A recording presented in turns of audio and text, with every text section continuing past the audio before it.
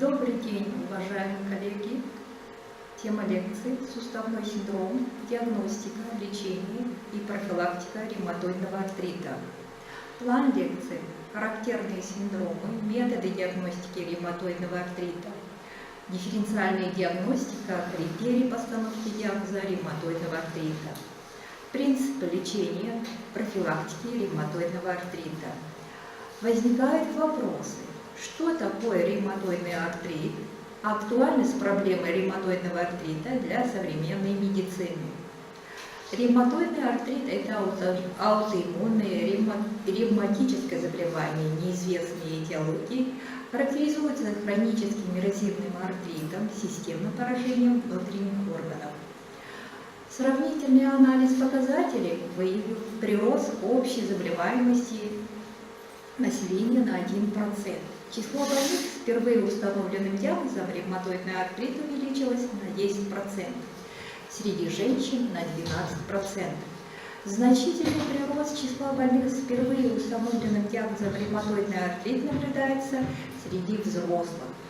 18 лет на 20%, старше 18 лет на 20%, среди лиц 60 лет на 10%, старше 60 лет на 12 лет. Таким образом, в Республике Казахстан отмечается высокая распространенность болезней костно-мышечной системы среди как лиц старше 18 лет, так и старше 60 лет. А с впервые установленным диагнозом ревматоидный артрит преобладают лица трудоспособного возраста 18 и старше. На вашему вниманию предоставляется клинический случай. Больная Н, 35 лет, поступила в клинику с жалобами на боли в мелких суставах, лучезапястных, межфаланговых, пястно-фаланговых, голеностопных и припухлость лучезапястных, голеностопных суставов, утренняя скованность в течение часа, двигательная активность в суставах ограничена. Из анамнеза болеет в течение 2 лет. Впервые после переохлаждения появилась болезненность мелких суставов кистей. Последние 1,5 года стала отмечать боли лучезапястных, голеностопных суставов, ограничение движения в них. При осмотре кожные покровы бледные, тургор кожи снижен, суставы кистей деформированы, болезненны при пальпации, движения ограничены. Больная не может сжать кисть в кулак. Лучезапястные, голеностопные суставы припухшие, местная температура повышена. В области локтевых суставов и суставов пальцев имеются узловатые образования. В легких весикулярное дыхание, тоны приглушенное, ритмичные, пульс 80 ударов в минуту, артериальное давление 120 на 80 мм ртутного столба. Круг проблем пациентки, ваши гипотезы. Ведущим синдромом у данной больной является суставной синдром. Поражение суставов, то есть суставной синдром, в клинической картине заболевания наиболее выраженный у данной пациентки и определяет тяжесть. Суставной синдром, обнаруженный у данной больной, характерный для следующих нозологических форм: ревматоидный артрит, подагра, ревматоидно-подобный вариант, остеоартроз, вариант полиостеоартроз. Диагностика проводится ряд этапов. Проводя диагностический поиск, мы должны достичь конечной цели – выявления заболевания, лежащего в основе имеющегося у больной суставного синдрома. На первом этапе диагностики мы особое внимание уделяем жалобам пациента и особенностям начала заболевания. Первые приступы подагры в ревматоидоподобном варианте могут наблюдаться в возрасте 35-50 лет. Суставной синдром при подагре проявляется в виде острого артрита. Чаще всего это моноартрит первого брюстно-фалангового сустава, реже мигрирующий полиартрит, частыми обострениями. Последующим развитием деструкции хряща и суставных поверхностей, деформации суставов и функциональными нарушениями. Быстрое развитие подагрического приступа с очень острыми болями, яркие гиперемии кожи над пораженным суставом, последующим проявлением цинотичности, шелушением и последующим после оккупированного приступа полной обратимостью.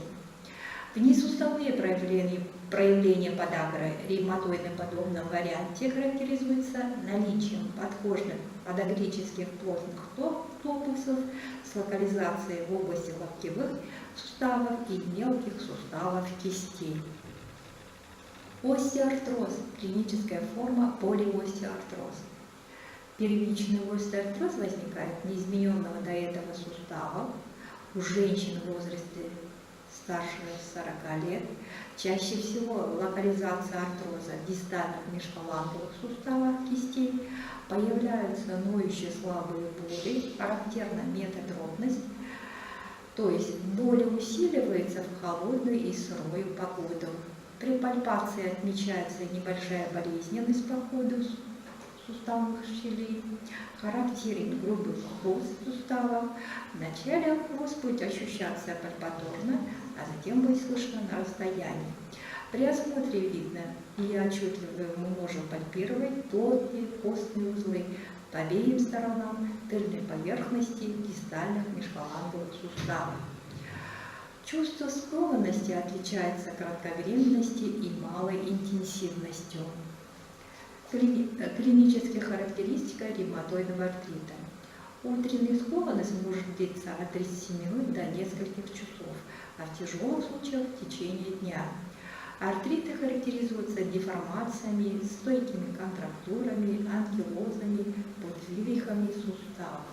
Поражение суставов кисти характеризуется формированием ревматоидной кисти, отклонение пальцев в сторону локтевой кости, это плавник моржа, сгибательная контрактура пястно-фаланговых суставов, переразгибание проксимальных, сгибание дистальных межфаланговых суставов будет называться шеей лебедя.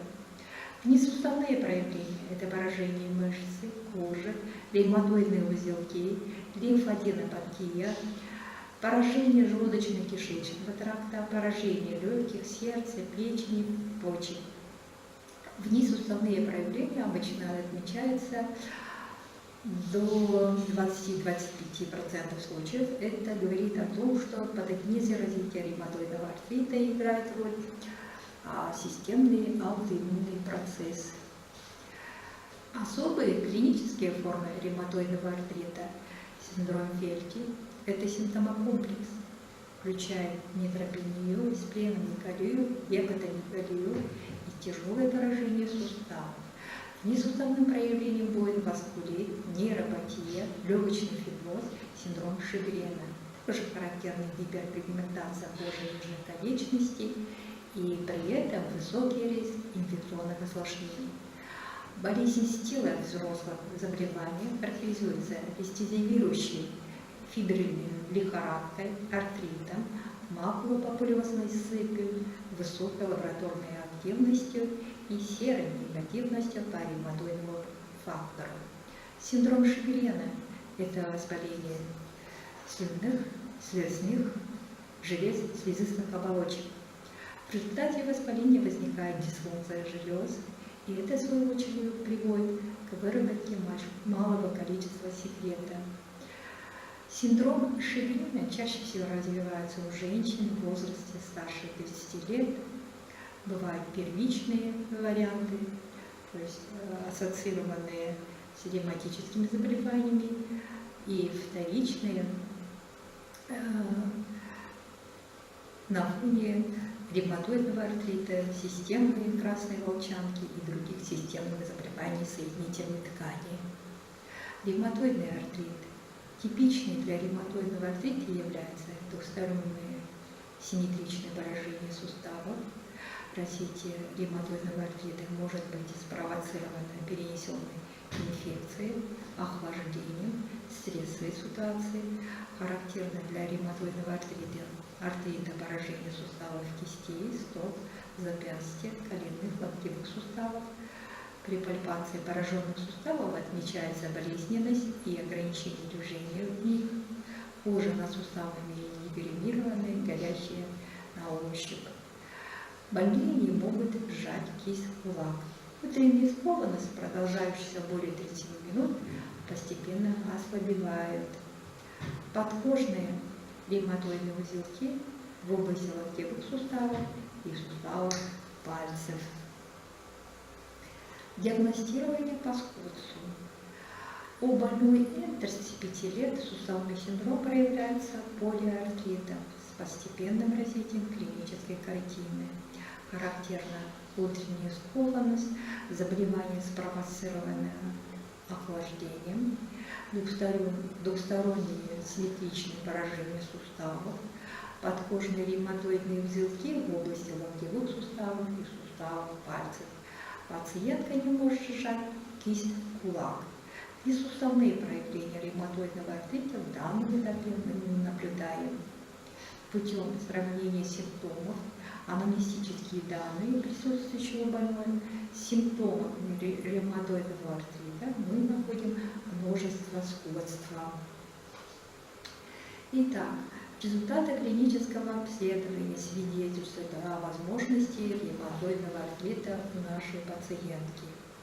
Клиническое обследование, то есть это анамнестические данные, характер боли в суставах, утренние скованности, исследование суставов, объем движения в них, температура кожи над суставами выявляют характерные проявления для ревматоидного артрита. Для верификации диагноза ревматоидный артрит и исключения подагры ревматоидоподобного варианта первичного остеоартроза, полиостеоартрозной формы, необходимо проведение лабораторные инструментальные методы исследования. Обычно проводят лабораторные методы исследования.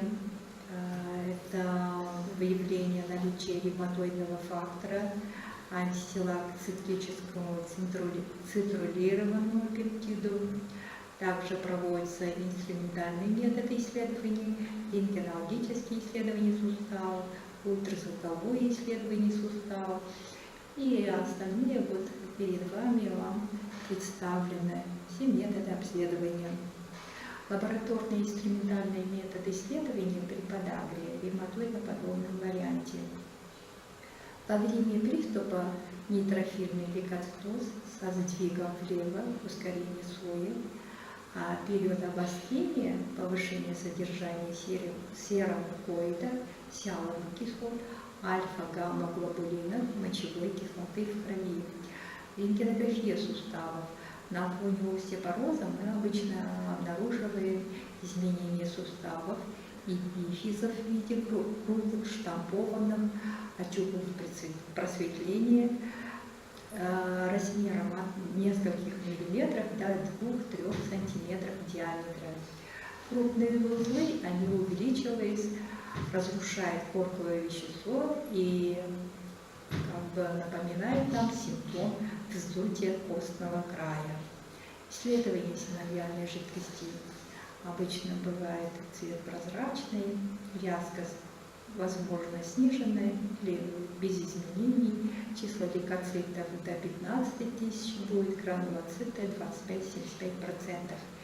В микроскопии синовиальной жидкости определяются кристаллы натрия, урата, пункционная биопсия тофусов, обнаружение кристаллов мочевой кислоты. Лабораторные инструментальные методы исследования при остеоартрозе, полиостеоартрозном варианте. Общий анализ крови без существенных изменений. Если наблюдается развитие реактивного синовита, тогда возможно ускорение слоя до 20-25 мм в час. В биохимическом анализе крови особых изменений нет. Если проявление синовита, тогда мы наблюдаем повышение содержания фибрина, серомукоида, сиаловых кислот, каптоглобулина. Рентгенологические исследования суставов, сужение суставной щели, остеофиты, суставные мыши, субхондральный остеосклероз и кисты. Исследование синовиальной жидкости. Синовиальная жидкость прозрачная, возможно и слабомутность, высокой средней вязкости, муциновый сгусток плотный, количество клеток в 1 микролитре синовиальной жидкости от 500 до 5000, нейтрофилы составляют менее 50% и будут обнаруживаться фрагменты хрящевой ткани. Лабораторные методы исследования при ревматоидном артрите. В общем анализе крови обычно мы находим признаки умеренной нормокомной анемии. Уровень гемоглобина при этом не ниже 90 грамм на литр. Лейкоциты. Возможно, количество лейкоцитов и величина соли зависит от степени активности процесса. Если это длительно протекающий ревматоидный артрит, возможно лейкопения. Морфологические исследования крови. Мы находим наличие ревматоидного фактора. Это определяется с помощью реакции Валера-Роуза. Считается положительный титр, начиная с 1 к 32. Латекс-тест положительный считается титр 1 к 20.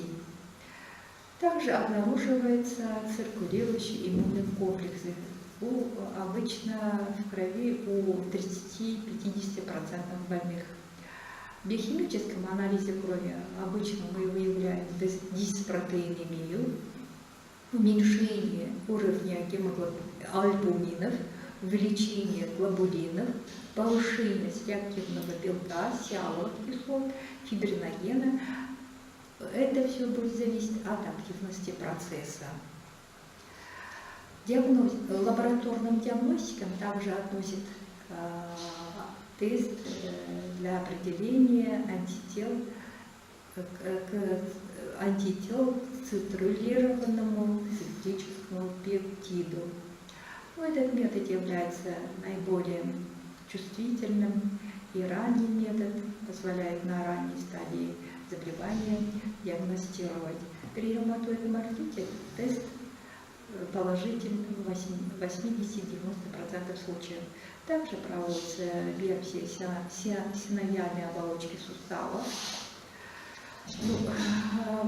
Биопсия синовиальной оболочки сустава обычно проводится с целью дифференциальной диагностики, когда имеется подозрение на опухолевый процесс или туберкулез. Проводя исследования биоптата, обычно мы находим характерные исследования, характерные для воспалительного процесса. И это гипертрофия ворсинок, проденцирующая синовиальная жидкость, пролиферация синовиальной ткани и, возможно, отложение воспалительного белка фибрина на стенках синовиальной оболочки. Инструментальные исследования, рентгенография суставов. Ведущим признаком будет околосуставной эпифизарный остеопороз, сужение суставной щели, краевые эрозии. Сужение суставной щели возникает вследствие деструкции хряща. Эрозия раньше всего появляется в проксимальных межфаланговых, пястно-фаланговых суставах, суставах запястья, лучезапястном суставе, головках плюсневых костей. А если это тяжелый случай ревматоидного артрита, тогда и формируется анкилоз. В диагностическом отношении наиболее важно будут следующие симптомы. Это стойкий полиартрит с симметричным поражением пястно-фаланговых, проксимальных межфаланговых, плюсно-фаланговых суставов, постепенное прогрессирование суставного синдрома с вовлечением новых суставов, костной эрозии на рентгенограммах. Проводятся магнитные резонансные томографические исследования суставов. Этот метод наиболее информативный, позволяет выявлять эрозии несколько раньше, чем обычные стандартные рентгенологические исследования суставов. Проводится артроскопия, то есть это визуализация полости сустава при помощи оптического прибора. Позволяет оценить распространенность повреждений, определяет объем хирургического вмешательства Если необходим, можно и брать материал на биопсию. Также необходимо для дифференциальной диагностики туберкулеза и саркоидоза. Синтиграфия суставов, то есть радиоактивное вещество техницы, накапливается в воспаленном суставе. Чем активный патологический процесс, тем больше содержания техницы в суставе. Метод чувствительный, позволяет нам диагностировать заболевания на ранних стадиях заболевания.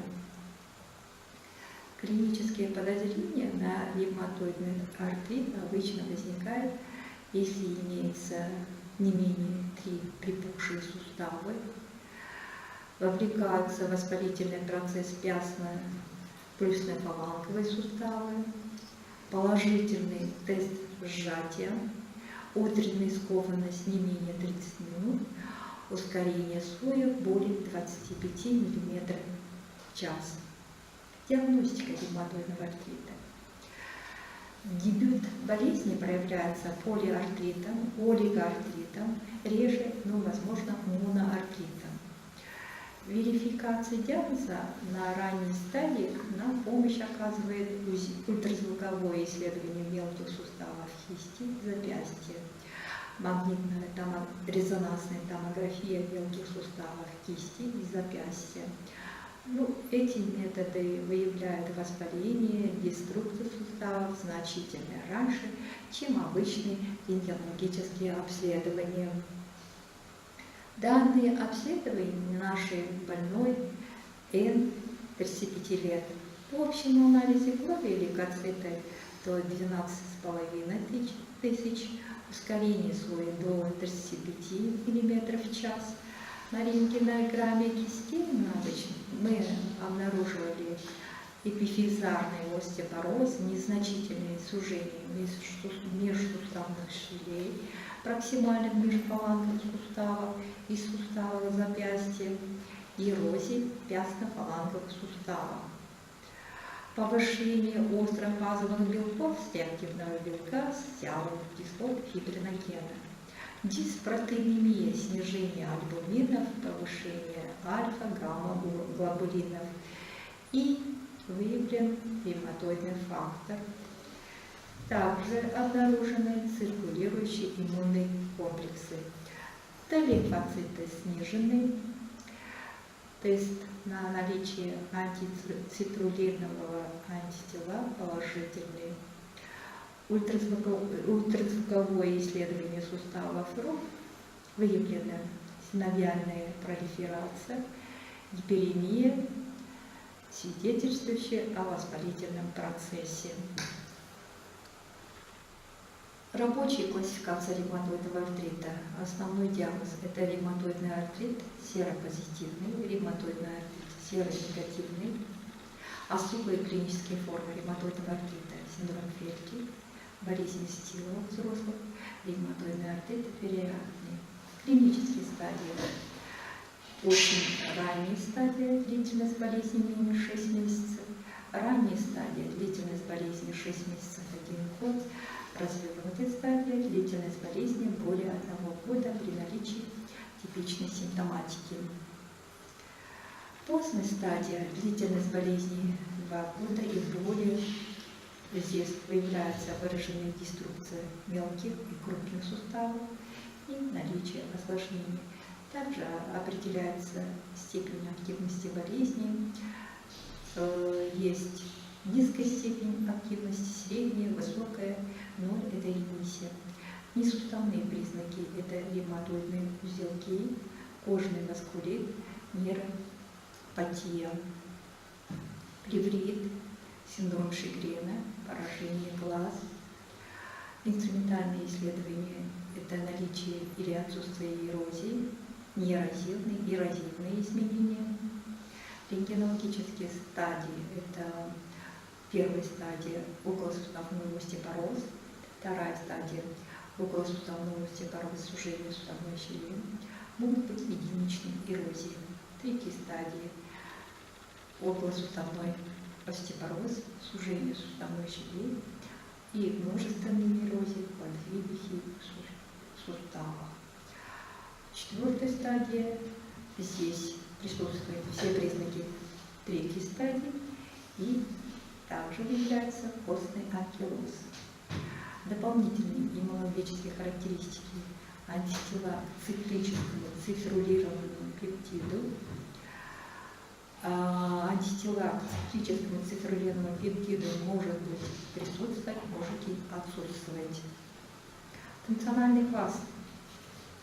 Первый функциональный класс – полностью сохраненные возможности самообслуживания, занятия непрофессиональной и профессиональной деятельностью. Второй класс – сохраненные возможности самообслуживания, занятий непрофессиональной деятельностью, ограниченные возможности занятием профессиональной деятельности. Третий класс – сохраненные возможности самообслуживания, ограниченные возможности занятием непрофессиональной и профессиональной деятельностью. Четвертый класс – ограниченные возможности самообслуживания, занятием непрофессиональной и профессиональной деятельностью. Осложнение. Вторичный системный амилоидоз, вторичный остеоартроз, остеопороз, туннельные синдромы, подвывихи в атланта, аксиальном суставе, смилопатия возможно быть, возможно нестабильность шейного отдела позвоночника. Какой диагноз можно поставить больному? На основании сопоставления клинической картины, результатов лабораторно-инструментальных методов исследования, имеющихся к данной больной, мы находим все типичные проявления, характерные для ревматоидного артрита. Отсутствие у нашей больной симптомов, признаков и лабораторные инструментальные проявления, характерные для остеоартроза, полиостеоартрозного варианта, подагры, ревматоидно-подводного варианта, позволяет исключить эти заболевания.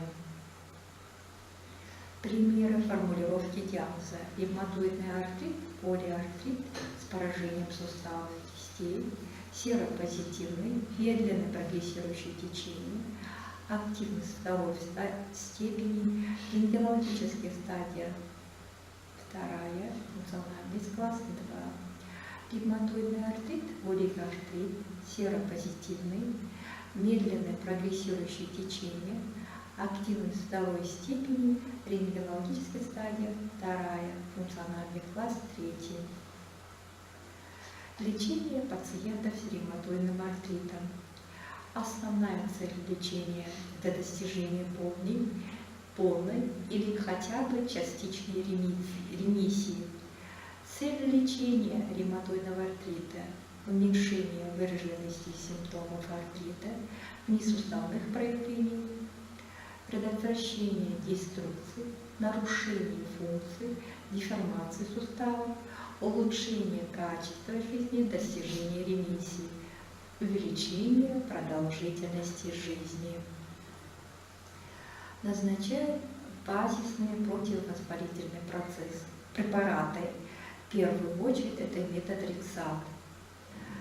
Лечение метотрексатом должно начинаться как можно раньше, желательно в течение первых 6 месяцев от начала болезни.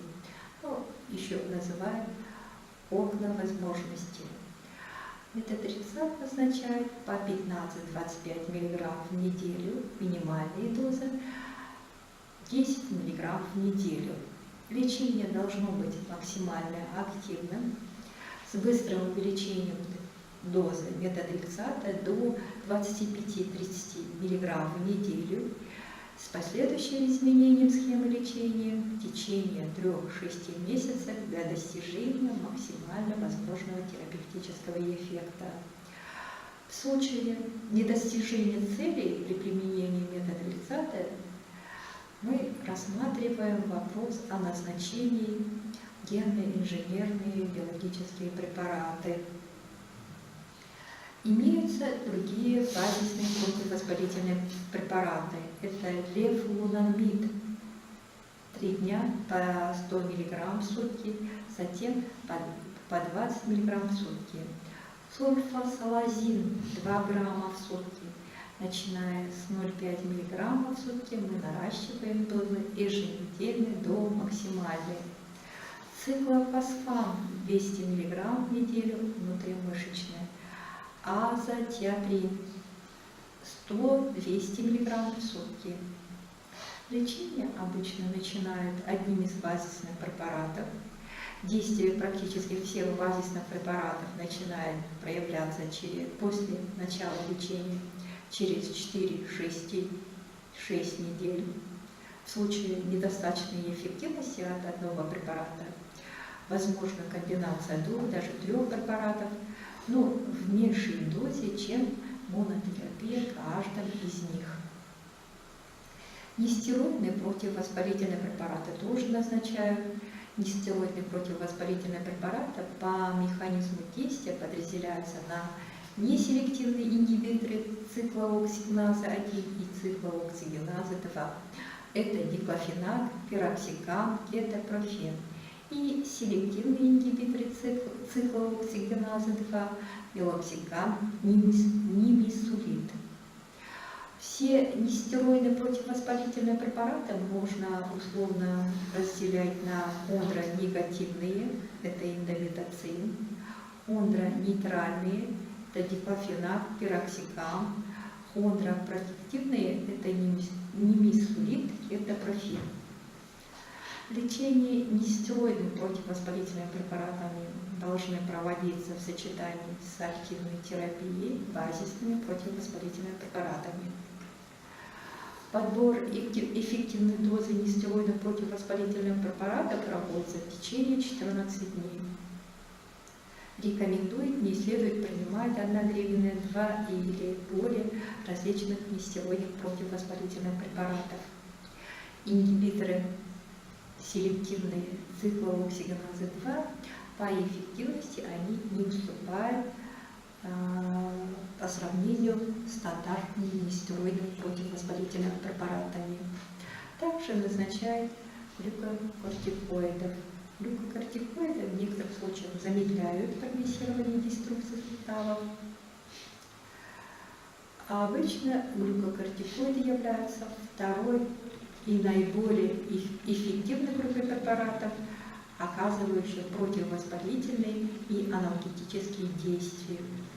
Глюкокортикоиды при ревматоидном артрите назначают в небольших дозах, например, метилпреднизолон почти 16 мг 1-2 раза в сутки, продолжительность определенной курсы.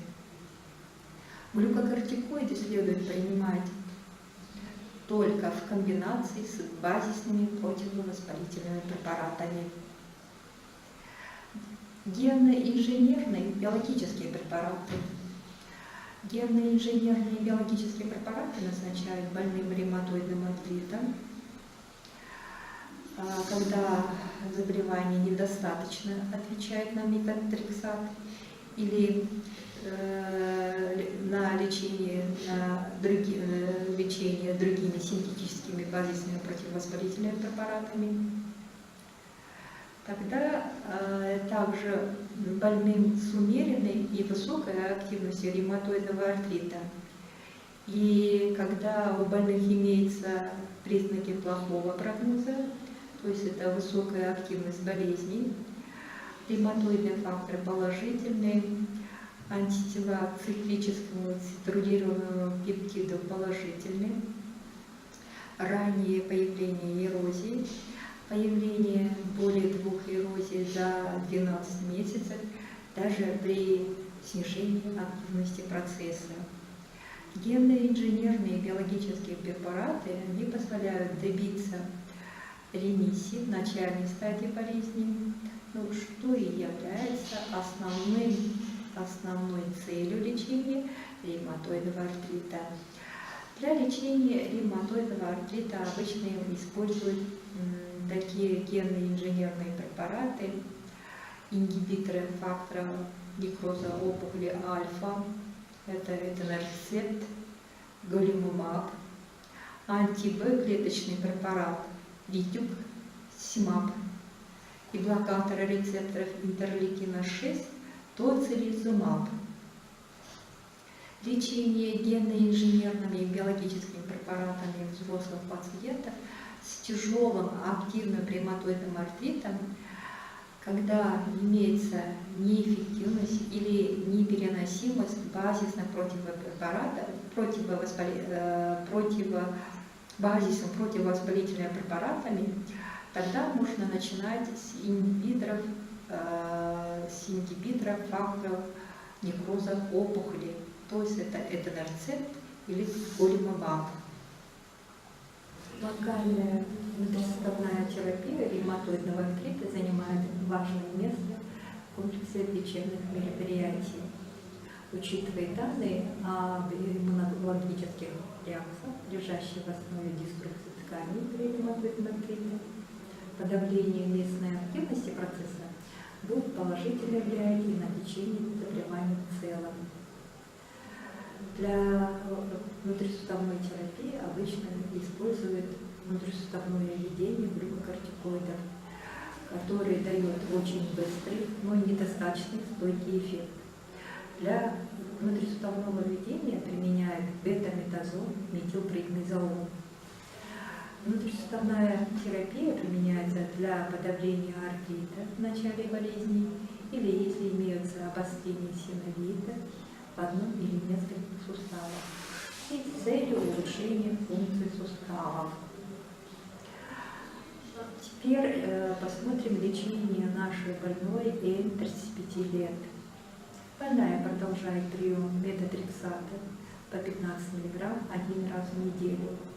Проходит мониторинг клинико-лабораторной активности ревматоидного артрита. Если в случае недостаточной эффективности метотрексата будет решаться вопрос о назначении генно-инженерного биологического препарата. Мероприятия по первичной профилактике ревматоидного артрита не разработаны, и профилактические мероприятия вторичные. Необходимо отказаться от курения, особенно для родственников первой степени родства больных с антицитрулированный циклический пептид позитивным ревматоидным артритом. Все больные ревматоидным артритом подлежат диспансерному наблюдению. Необходимо своевременное распознавание начавшееся обострение заболевания и по мере необходимости провести коррекцию терапии. По возможности надо своевременно распознавать осложнения лекарственной терапии, если имеется несоблюдение рекомендаций, самостоятельное прерывание лечения, это уже будет считаться как независимый фактор неблагоприятного прогноза болезни. Необходимо проводить тщательный мониторинг клинико-лабораторной активности ревматоидного артрита и мероприятия, направленные на цели профилактики побочных действий лекарственной терапии. Рекомендует посещать ревматолога не реже 2 раза в 3 месяца. Каждые 3 месяца надо сдавать общий анализ крови и мочи и биохимические анализы крови. В заключении лекции хотелось бы сказать, для достижения улучшения функции сустава, замедления прогрессирования деструкции суставов необходимо раннее назначение всем больным ревматоидным артритом, независимо от стадии и степени активности лечения базисным противовоспалительным препаратом с учетом сопутствующего заболевания. Внедрение новых методов ранней диагностики ревматоидного артрита, раннее начало патогенетически обоснованной терапии позволит предупредить тяжелые последствия заболевания, улучшит качество жизни пациентов, а в последующем подойти к индивидуализированному лечению. Благодарю за внимание.